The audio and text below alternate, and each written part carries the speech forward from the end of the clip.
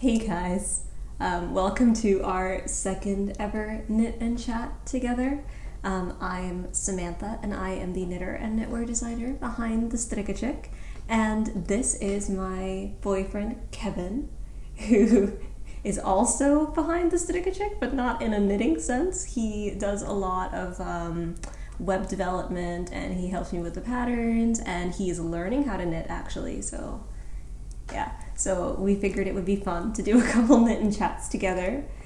Yeah, and it's also right before Valentine's Day, so it's a little bit topical, I guess. We'll be talking about Valentine's Day.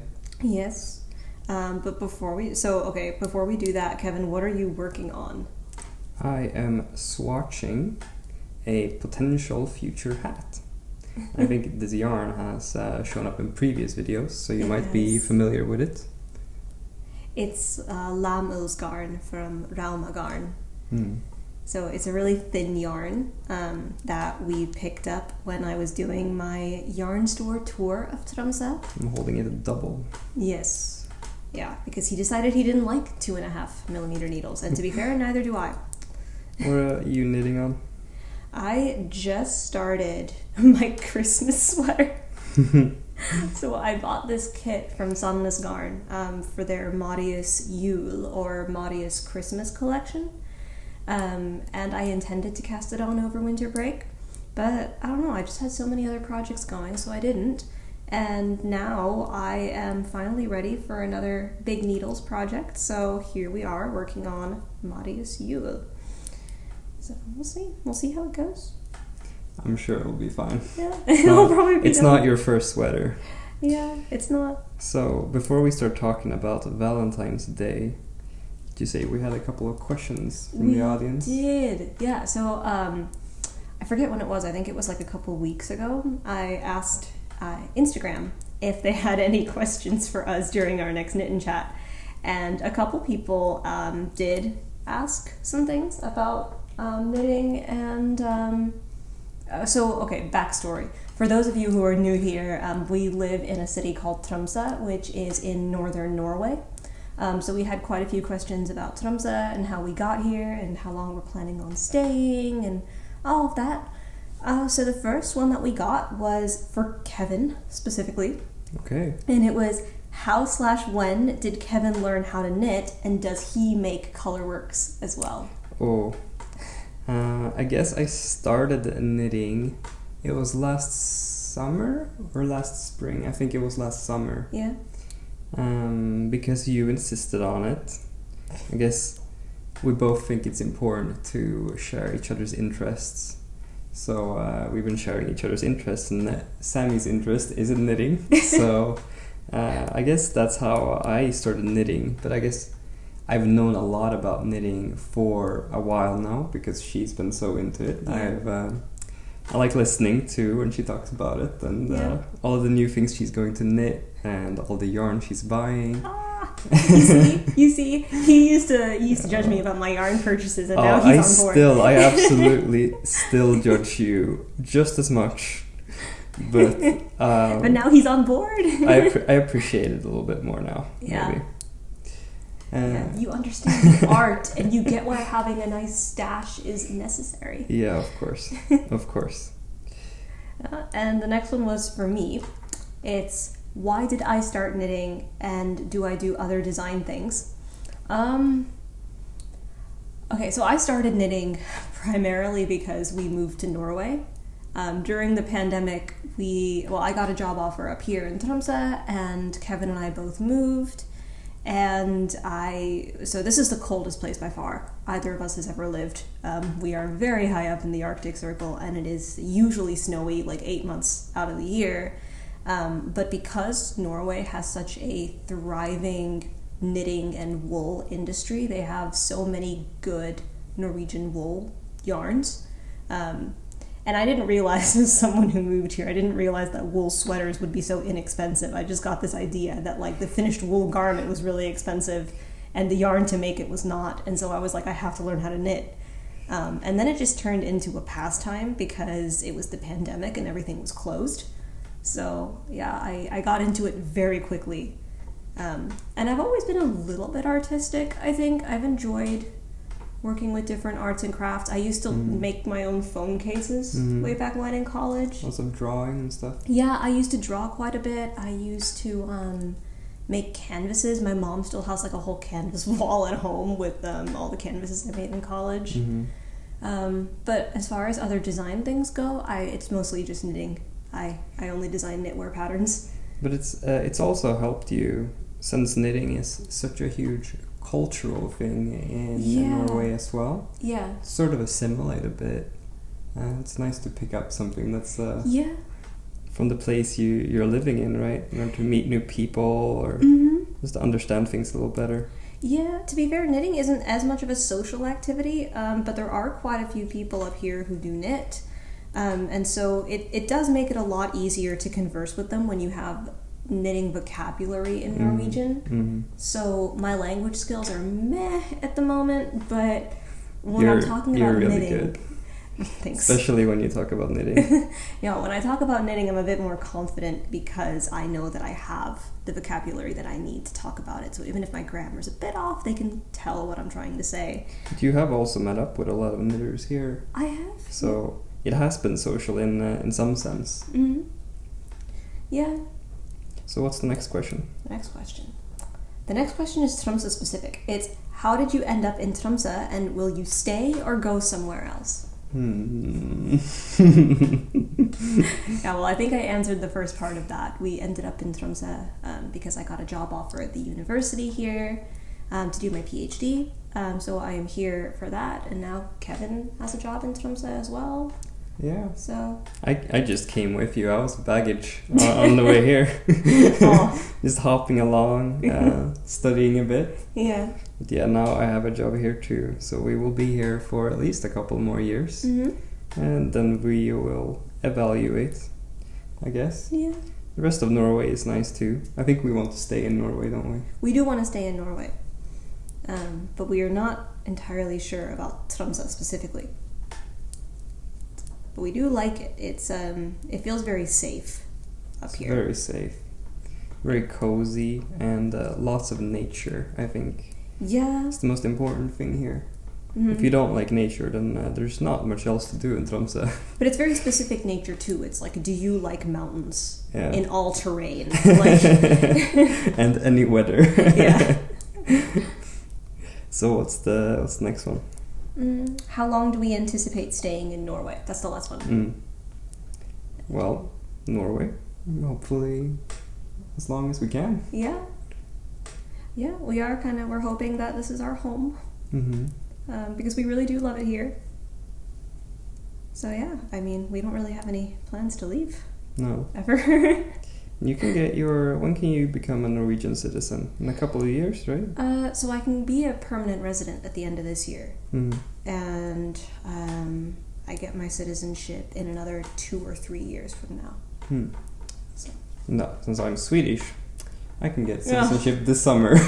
Of course you can. Yeah, it was like the mountain of paperwork I had to fill out when I was moving to Norway, and then Kevin came here unemployed, just with me, and he went to the tax office and just immediately got everything he needed. It was a little bit frustrating, but that's okay. It's easy for us Europeans. Not even just Europeans, Scandinavians. Scandinavians in particular, absolutely. Yeah. It's even easier for us. Yeah. You guys have some agreements or something, and that makes it easy. Yeah, for sure. Well, that's the end of our questions from Instagram. Those are all we have. If you have more questions you want us to answer, please type them below in the comment section, and we'll get to them the next time we do a chat. Yes. We're hoping to do them more often, because Kevin really only knits when we are preparing for knit and chats. He has a lot of other stuff to do, to be fair. He's been really busy, and knitting is mostly my de-stressing activity. So I do it quite a bit. I will just spend days watching Netflix and knitting.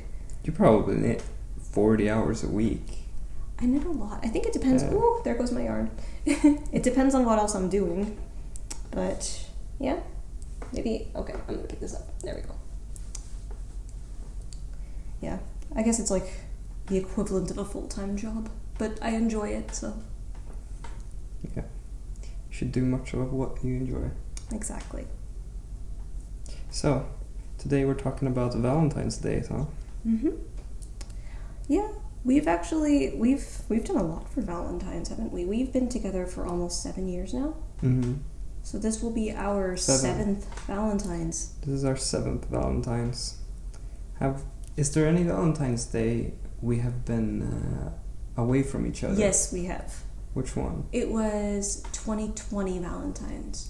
2020, right, that's right. You were still in Galway, because we both moved to Galway. I was doing my master's and Kevin was finishing up his bachelor's. And then I finished my master's and I went home because I couldn't find a job because it was around Brexit time and Ireland was very affected by that. And Kevin was still finishing up his bachelor's in Ireland. So I was in the States and you were there. That's right. Yeah, and there was also that one, I think it was, 2018 Valentine's? You were still in Atlanta? Yeah, and you had moved up, but you came to visit me. I did. I surprised Kevin with a visit. Yeah. And one of Kevin's roommates got it on video. And I got a little notification on my phone this morning that it was 5 years ago today. Yeah. I was like, oh man. It's really great to have memories like that. Yeah. We were such babies. You look at it and you're like, oh, so young. Small. Yeah. But yeah. What are we doing this year, Sammy? What are we doing this year? So Kevin has recently stumbled upon a nice restaurant in Tromsø that he says sounds really good. He's had food there. Yeah, we went there with work last Friday, so we're absolutely going to go there. He gets to go to restaurants with work. That's the private sector for you. Oh yeah, I'm a poor PhD student, so we pay for our coffee in the office. Oof. But yeah, so we'll go there. We'll have some Japanese food. They have sushi, but I think we should try their grilled stuff. The grilled stuff is very tasty. Okay. And so he's got this covered. They have all kinds of drinks too, lots of sakes and stuff. Yeah. So that will be fun. And then I guess we'll have little gifts for each other. Yeah. Which we haven't really done every year. No, we haven't. It depends, sort of what we did for Christmas for each other. Yeah. And stuff like that. Yeah. Sort of if there's anything a little special we want to get each other. Yeah. So for example, this Christmas, one of my Christmas presents never came in because shipping issues. So Kevin promised he would get it for me for Valentine's. Usually for Valentine's though, and I mean a lot of other instances, I'm pretty straightforward with what I want. Yeah. In terms of you know. You usually get the standard roses and chocolate. Yeah, but if I want something particular, I'll be like, I want exactly this, or I'll send you a link to it or something. And then you get to go into the store and just beeline for what I want while all the other poor boyfriends are wandering around aimlessly. Yes. Yes, I really appreciate that. I think it's an Americanness in you. You're very clear about what you want, so I never have to guess. I always know exactly what to get you to make you happy, which is nice. I think that's something a lot of people struggle with otherwise. Maybe it's not miscommunication, but it's maybe not everyone knows what they want. So they just want something, but they don't know what it is. It makes it really difficult for a partner. Yeah. Yeah, for me, when I'm buying you presents and you don't know what you want. So I'm like, oh, thanks, thank you. I don't even know what I want, so it is difficult, I agree. Yeah. But you're an extremely good gift giver, so I never have to worry. I've never been disappointed. So, which Valentine's Day that we've had, what was your favorite? I really liked the one in Ireland. So what was it? It was 2019 Valentine's Day. And we bought presents for each other. And I made you a little card. And we had dinner at this, it was a fish place, I believe. Kerwin's. Not Kerwin's. It was this, oh God, what was it? It was it was this really fancy restaurant. It had candles and everything. How do I not remember this? We have pictures. I can show you later. I've completely blanked this one out. Okay, but we did that, and then your present was I gave you a bottle of cologne, and I got you a spa day. I do remember that. That spa day was lovely. Yeah, we got 2 massages each. It was. I've been looking actually into whether or not they have the same spa offerings in Tromsø, and they don't. Yeah, it doesn't seem like it. Yeah, just a little disappointing. Business opportunity. If you plan on moving to Norway, start a spa. Yes. Not a massage parlor, a spa. Yeah, there's plenty of massage parlors. But yeah, it's a little disappointing, but I do remember that one. It was a great Valentine's gift. Yeah. And your presents to me was you got me a Claddagh ring. All right. And you bought us the helicopter ride to Innismore, the biggest of the Aran Islands. Well, that was a flight, not a helicopter. Okay, fine. It was a flight. Yeah. It was like a little. It was like a tiny little. What is it? Not a charter plane, but like. I think it counts as a charter plane. Yeah. It was a small, like 8-seater plane. Yeah. They flew us over to the islands. It was like a 30-minute flight, maybe. Yeah. And then we walked around the island all day, took some awesome pictures. We met some cows. We met some great cows and made some friends with those. Yeah. And we had the best beef and Guinness stew at this small pub. Yeah, that stew was amazing. Yeah. Oh, man. That's honestly one of the things I miss most about Ireland is just like being able to walk into some hole-in-the-wall pub and the food is just to die for. Yeah, that was really amazing. Yeah. We went all out at Valentines, huh? We did, and we were both students. Those were expensive gifts. It's like I feel like we went all out when we were students more so than we have as working adults. Yeah, we've gotten more fiscally responsible. Yeah. As we've gotten older. Wiser, smarter. But it is nice to splurge on each other once in a while. Yeah, it is. You know, we deserve it, and no one else is gonna do it. So. But yeah, that was one of my favorite Valentine's days. I also liked our first one. It was kind of cute. I don't remember what I gave you, but you gave me roses. You gave me a really cute stuffed zebra. Oh, yeah. And you gave me it's Doctor Who style locket. Yeah, that's right. That was a really cool locket. Yeah. And there was room in there for a photo, but Kevin didn't get the dimensions right, so he cut it out, and it was just his eyes and his nose. Very zoomed in photo on of me. Printer paper. Well, I tried. You did. It was cute. Was that? Did we go to Polaria? No. Polaris. Yes. That's right. It's a really what cool. Can you call it a rooftop restaurant? It was a what is that even called? It's in a hotel. It's like the top floor of a hotel that has a dome on top of it. And it spins. Yeah, it revolves. And there used to be another one, because we both went to college in Atlanta. And there was another restaurant called the Sundial that used to spin like that, but that was shut down. Or maybe it wasn't shut down, it just stopped spinning. It stopped spinning because someone got caught in the mechanism. Yeah, oof. But Polaris still spun. Yeah, Polaris still spun. It was great. You get to see the whole, skyline, I guess. Yeah. And lots of great views. The funny part about it, though, is that Polaris was just as expensive as a regular restaurant in Tromsø. Yeah. That's the crazy thing about Norway. Is eating out. It's just very expensive. So a high-end restaurant in Atlanta is a normal dining experience. Revolving. Yeah. But I remember Polaris had really cool drinks and a really good cheese plate as well. Yes, they had this really cool honey that was on the honeycomb. And I remember we went there once with my best friend and her boyfriend, and we mentioned that we really liked the honey, and they gave us extra to take home. For free. Yeah. It was very nice. Yeah. Can definitely recommend go to Polaria. Polaris. Polaria is an aquarium in Tromsø, so I think Kevin is getting a little bit confused. Do not go to Polaria, go to Polaris. I bet Polaria is nice too. It's just you're not going to find a fancy dinner. No. But it's also for kids, right? It's like a aquarium for kids. Mm-hmm. Right? Yes, don't take kids to Polaris. Take them to Polaria. Yeah. There you go. Yes. I don't know if they actually are kid-free, but they kind of should be, I feel like, Polaris. I think bars in the US tend to be under 21 free, right?